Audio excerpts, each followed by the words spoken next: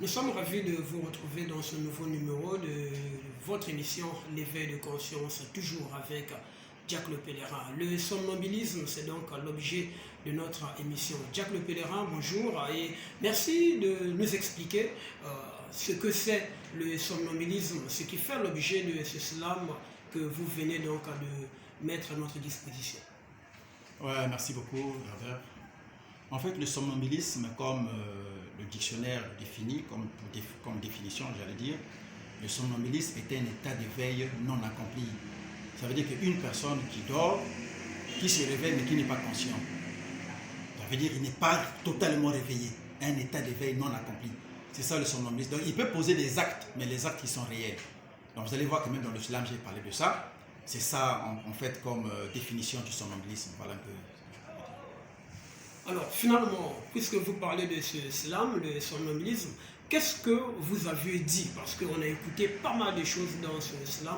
On a envie que vous essayez de nous éclaircir un peu à ce que cela constitue.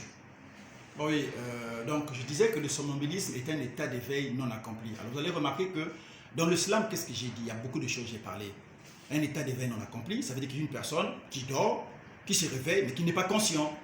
Il pose des actes qui sont réels. Donc à l'intérieur, j'ai même dit, c'est un sommeil dont les actes sont réels au réveil. Vous vous réveillez, vous remarquez que les choses que vous avez rêvées sont des choses qui existent réellement. Donc tout ce que vous avez fait comme acte dans ce rêve-là, c'est une réalité. Vous voyez? Alors c'est très difficile. Vous allez dire que ce n'est pas possible parce que quelqu'un est en train de rêver. Comment il peut? Effectivement, il y a des gens qui ont fait ça, qui ont expérimenté ça.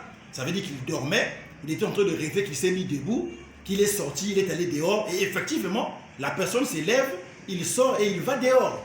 Il peut poser même des actes, il peut arriver même jusqu'à trouver la mort ou peut-être même tuer quelqu'un. Mais sans se rendre compte. C'est ça le somnambulisme. Alors c'est très difficile. Qu'est-ce que nous voulons dire réellement? Parce que vous allez remarquer que dans le somnambulisme, il y a beaucoup de gens dans ce monde-là qui sont dans cet état-là, surtout dans leur esprit. Là, je ne parle pas de la réalité que nous vivons, mais dans leur esprit. Ça veut dire que c'est quelqu'un qui vit, mais qui est incapable de contrôler sa vie. Il vit, mais il trouve c'est comme s'il est téléguidé par quelqu'un. Ça veut dire qu'il y a une puissance qui le conduit, parfois même contre son propre gré. Et il pose des actes parfois qu'il trouve lui-même à la fin inconcevables. Il se dit que non, ça c'est pas possible, c'est pas moi. Qui ne regrette qu'après avoir posé un acte, qui ne réfléchit qu'après avoir commis un dégât. Et beaucoup de gens sont dans cet état-là. Et c'est un état vraiment qui est très difficile. C'est une condition vraiment difficile, j'ai même dit à l'intérieur, c'est époustouflant que de voir un homme dans cet état. C'est une condition vraiment très difficile parce que vous allez faire des choses que vous allez regretter dans votre vie. Et beaucoup de gens se retrouvent dans cet état. Alors si nous parlons aujourd'hui du réveil, nous ne voulons pas que les gens puissent être dans cet état-là. Nous ne voulons plus que les gens continuent à vivre comme ça. Les gens qui regrettent jusqu'après avoir posé un acte, qui ne réfléchissent qu'après avoir causé un dégât. Ils sont nombreux. Et quand je parle, beaucoup de gens se retrouvent. Il avait beaucoup d'argent. À la fin, dès que l'argent finit, c'est là où la mémoire revient. C'est là où il devient conscient. Qu'il fallait que je fasse ceci. Il fallait que je puisse avoir ça. En temps normal, j'allais faire ceci. Mais quand il a l'argent, il est incapable de faire ça. Et beaucoup de choses comme ça, nous pouvons développer à l'intérieur durant toute la vie. Voilà un peu ce que ça veut dire le somnambulisme. Alors pour celui qui est dans cet état, qui est victime entre guillemets de tout ce que vous venez de définir à travers ce slam, comment peut-il faire pour s'en sortir? Bon, alors là, c'est très difficile. C'est pas vraiment facile.